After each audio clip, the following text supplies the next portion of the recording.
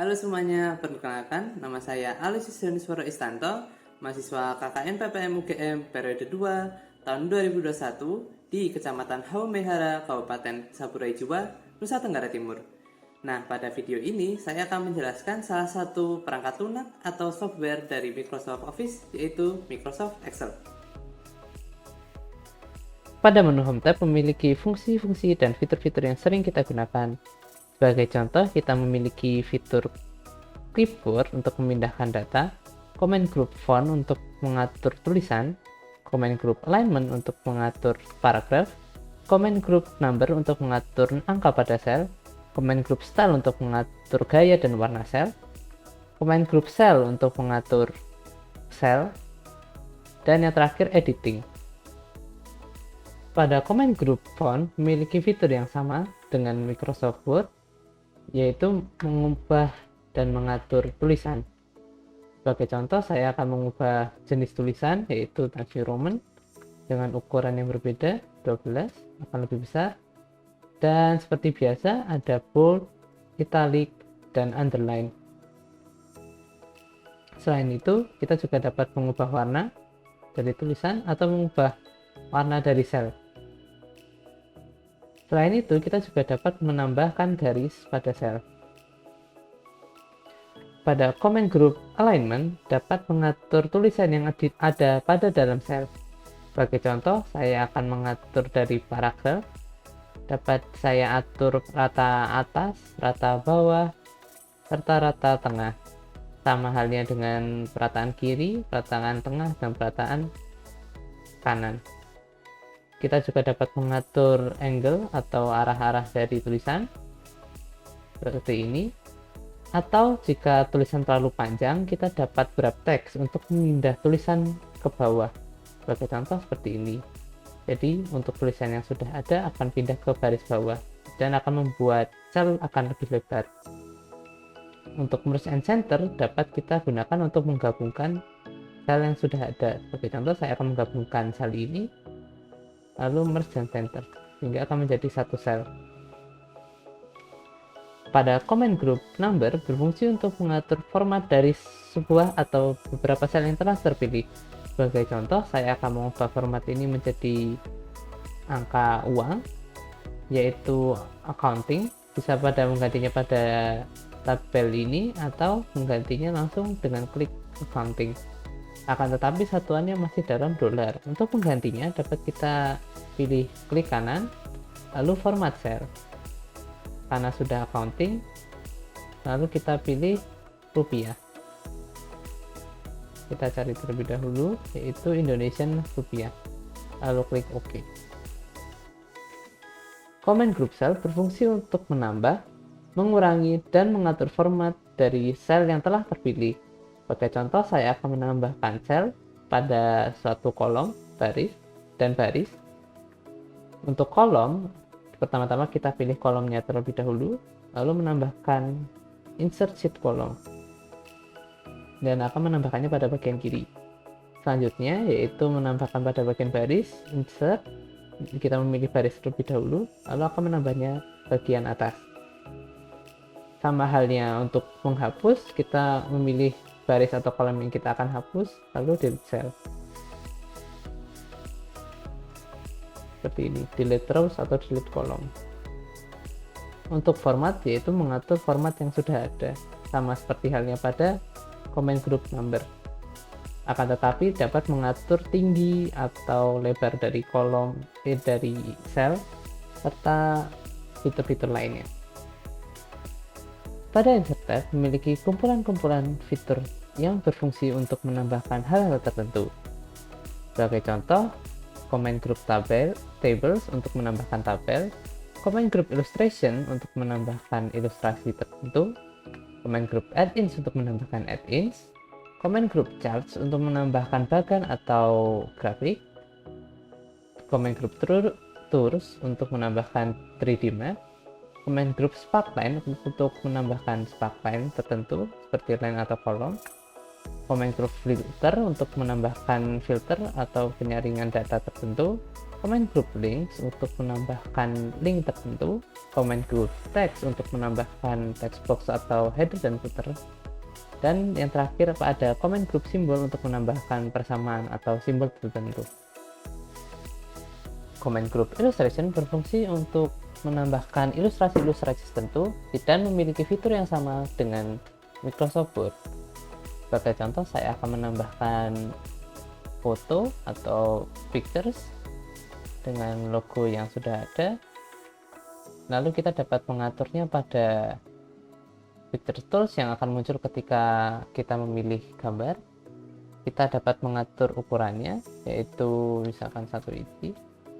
Lalu seperti ini. Kita juga dapat menambahkan hal yang lain, yaitu shapes dengan bentuk-bentuk tertentu, panah, text box, atau bentuk-bentuk seperti kotak seperti ini, dan akan bisa diatur lebih lanjut pada drawing tools tab baru yang telah dipilih. Selain itu, kita dapat menambahkan smart art, yaitu bagan alir. Misalkan saya akan menambahkan bagan alir tertentu, dan kita dapat mengedit bagan alir tersebut.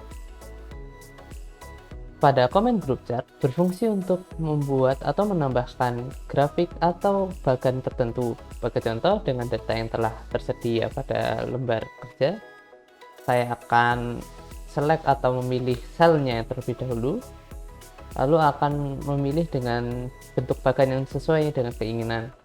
Untuk rekomendasi bagan yang ada, kita dapat menggunakan cluster kolom atau dengan kolom bagan kolom. Lalu tekan OK, sehingga akan menunjukkan grafik yang telah dibuat. Sebagai contoh, di data di sini ada pada 8 bulan ada penghasilan tertentu. Kita juga dapat mengganti jenis bagan tersebut dengan pada chart tool yang muncul ketika kita memilih bagan tersebut dengan mengganti chart type. Lalu kita akan sebagai contoh memilih scatter dengan garis, lalu OK, dan akan menghasilkan bagan yang baru. Pada layout step berfungsi untuk mengatur halaman dari dokumen yang akan dibuat setelah mencetak lembar kerja Excel.